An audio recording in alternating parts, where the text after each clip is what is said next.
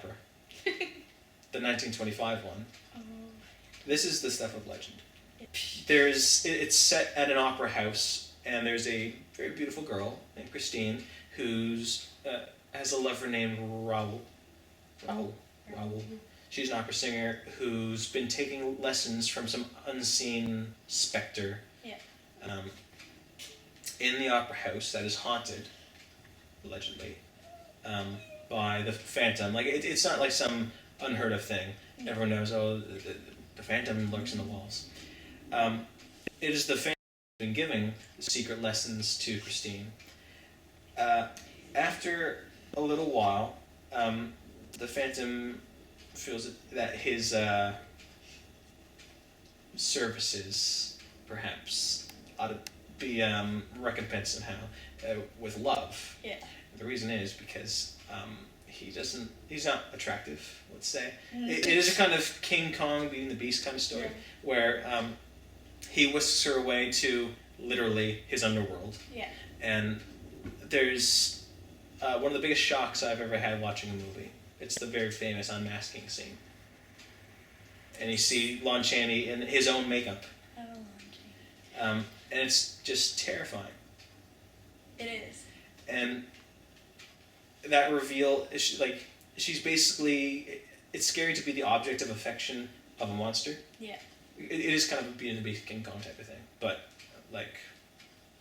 given the horror treatment. I like Phantom of the Opera because it has a lot in common with today's culture and how women are treated by men who they're nice guys and they do something for you and they expect something in return. Yeah.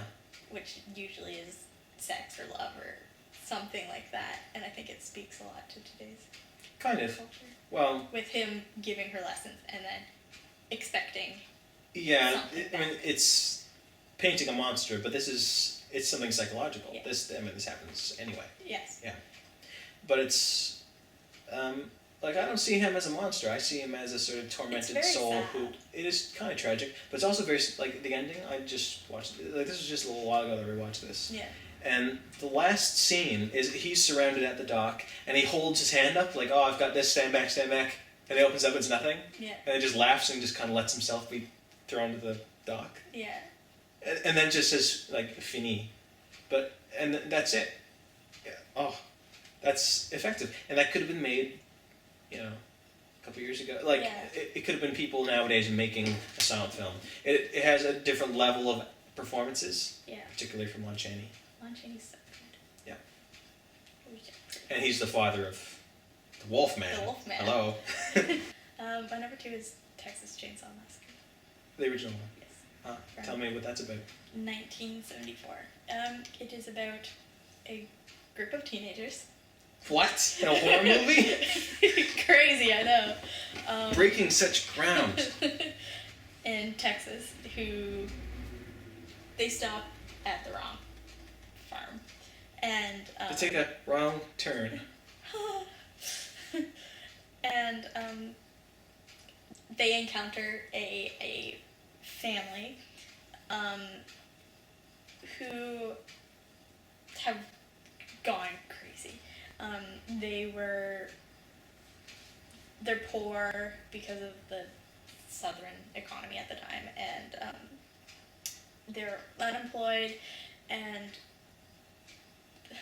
the father and son have a special set of skills that they enjoy using to butcher passing people. And this is an iconic film as well. You might as well just kind of give a little mention of it. He has a name too. Leatherface. Yeah. Yeah. I just thought he is. Yeah, and he kind of ranks up there with iconic villains too. Yeah. I think he was the one that I was thinking of. Actually. Maybe. Because I was gonna think of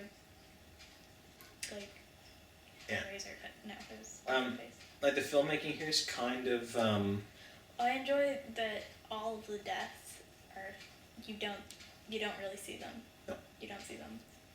And yet still. Terrifying. The dinner scenes. The dinner scene. I think the dinner scene. I have a weird relationship with this movie. It's not on my list. It's okay. I couldn't rank it amongst the best horror movies I'd probably rank it like among the scariest. But I wasn't pleased with the ordeal this put me through. Because and see, this is almost a testament to how effective it is. Yeah. Like, even though I'm responding negatively to the movie, sorry, but That's okay. I knew it was effective, like at the dinner scene, Yeah. when I had to tell myself it's just a movie. Yeah. So like, and that's pretty much praise right there. Yeah. And that's my weird relationship with the movie. Anything bad I say about it, I'm praising it because of how effective it is, how well acted it is. Well, with the exception of that wheelchair guy. Yeah. And but it's not much more than a chainsaw wielding killer chasing after girls until we get into just it being dedicated to terrorizing us. Yeah.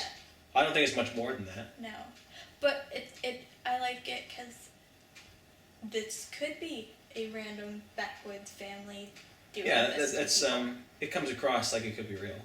Like this is something that you could imagine. Oh, and I read about this in the paper. Yeah. Yeah, this Which feels I like. think what makes it terrifying. Well, also this is supposed to be based on a true story. It's not. It's loosely based on Ed Gein and his kills, which is the same thing that Psycho was based off of, and The Silence of the Lambs. Yeah. Like, this isn't based on a true story. No.